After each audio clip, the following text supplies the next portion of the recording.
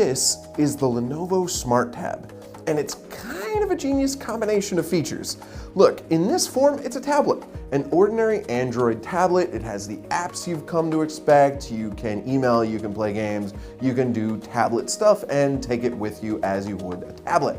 Put it into this stand which comes with it, and it becomes an Amazon Echo Show, complete with the always listening Amazon Assistant, so you can give voice commands, you can listen to music, you can check the weather, you can check your calendar, and it has the visual cards that come on the Echo Show. Lenovo worked with Amazon on this device.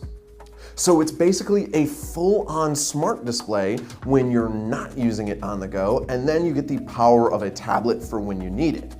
The only thing missing here is Amazon's communication suite. The Echo Show lets you drop in on other shows, lets you make voice calls and video calls. That won't be available when this launches this month, but it's due out as a feature update later this winter. So when it's in the dock here, it can act as a central family hub for controlling the smart home, playing music, all the things a personal device like a tablet isn't normally good for. But then when you want to bring it with you, it has the full computing power so you can surf the web and check emails. It has the things that I sometimes miss from an ordinary smart display. I kind of wonder why more companies haven't already tried this. Plus, the fact that it has Android built in allows you to watch YouTube videos, Netflix, and do the things that aren't actually accessible on the Echo Show.